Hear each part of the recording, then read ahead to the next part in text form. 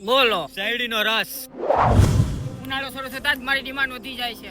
Demand ની તો તું વાત જ કરમાં. 1 કિલોમીટરના અંતરમાં અમારા ચીચોડા હોય છે. અમને ખાઈને લોકો ટાઢક અનુભવે છે. અમને પીને લોકો માત્ર ટાઢક જ નહીં, ગળાની તરસ તૃપ્ત કરી અને શાંતિ અનુભવે છે. અમારામાં જાત જાતના ફ્લેવર આવે અને તમારામાં અમારામાં ફ્લેવર નથી છતાં પણ અમારું માર્કેટ તમારા કરતા ટોપમાં છે અને અમે તમારી જેમ ખાંડ અને શેકેરીના મિશ્રણમાં નથી બનતા. અમારી અંદર કાજુ બદામ આઈસ્ક્રીમ નાખી લોકો અલગ અલગ વેરાયટી બનાવી અમને ખાય છે. એને વેરાયટી નહીં, કૃત્રિમ પ્રક્રિયા કહેવાય. અને અમને જો એકદમ નેચરલ અને કુદરતી, અને 10-15 મિનિટમાં તો છેલ્લે તમે ઓગળીને પાણી જ થાવ ને. તું ગમે કે બાકી પબ્લિક ની પહેલી પસંદ તો અમે જ છીએ. ચાલ હવે 1 મિનિટ.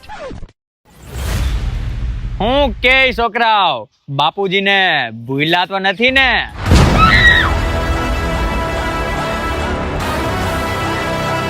બાપુજી,